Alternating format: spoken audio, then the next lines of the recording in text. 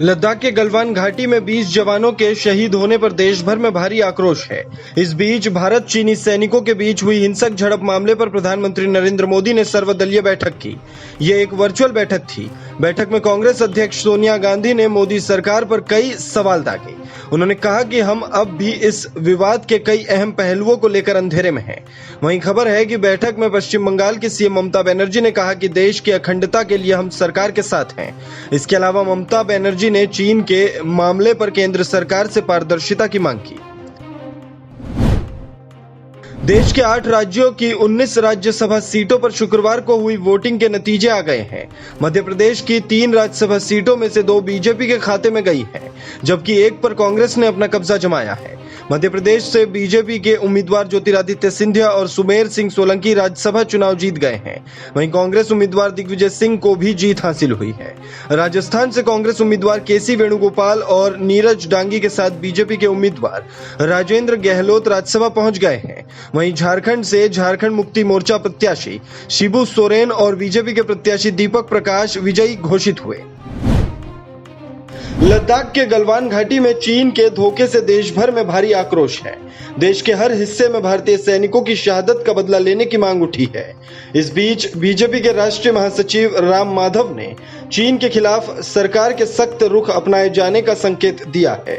राम माधव ने कहा कि इस घटना पर अगर प्रधानमंत्री नरेंद्र मोदी ने कहा है कि हमारे वीर जवानों का बलिदान व्यर्थ नहीं जाएगा, तो निश्चित तौर पर सरकार के मन में कोई विचार होगा।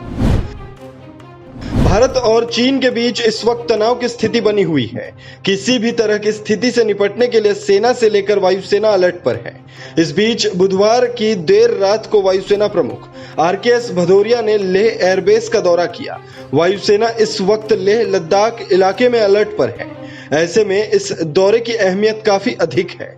वहीं लेह में भारतीय सेना के लड़ाकू विमान और हेलीकॉप्टर्स उड़ान भरते दिखे। चीन के साथ तनाव के बाद पहली बार भारतीय वायुसेना के इतने लड़ाकू जहाज और हेलीकॉप्टर इस इलाके में देखे गए हैं।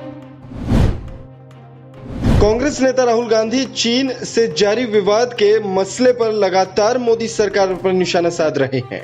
राहुल ने गुरुवार को कहा था कि बॉर्डर पर भारतीय सैनिक बिना हथियार के गए थे, इसलिए चीन ने उन्हें धोखे से मार दिया। सरकार ने इसका खंडन किया था, लेकिन अब राहुल ने फिर इस आरोप को दोहराया है।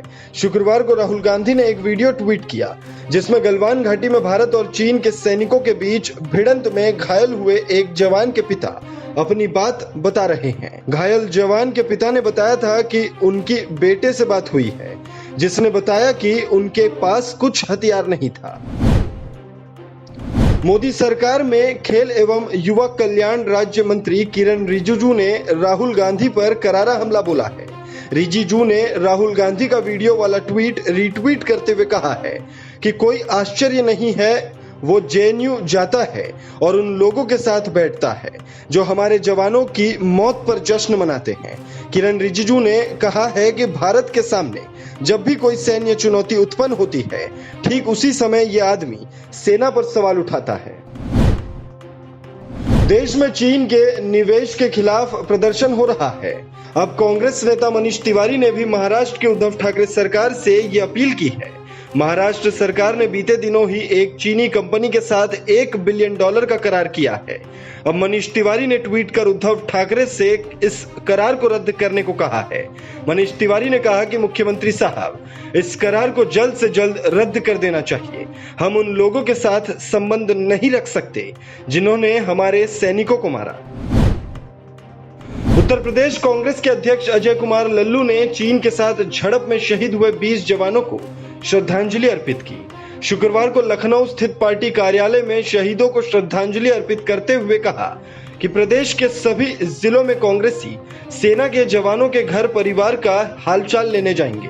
उन्होंने पार्टी के पूर्व राष्ट्रीय अध्यक्ष राहुल गांधी को जन्मदिन की बधाई दी और कहा कि इस दिन से हम जवानों का हालचाल लेने की शुरुआत कर रहे हैं। दिल्ली के स्वास्थ्य मंत्री सत्येंद्र जैन की तबीयत बिगड़ गई है। सत्येंद्र जैन को सांस लेने में काफी दिक्कत आ रही है। उन्हें ऑक्सीजन सपोर्ट पर रखा गया है। खबर है कि सत्येंद्र जैन को अब प्लाज्मा थेरेपी दिए जाने की तैयारी चल रही है। इसके लिए उन्हें मैक्स हॉस्पिटल साकेत में शिफ्ट किया जा रहा है। आपको बता दें कि दिल्ली के स्वास्थ्य मंत्री 2 दिन पहले ही कोरोना वायरस से संक्रमित पाए गए थे।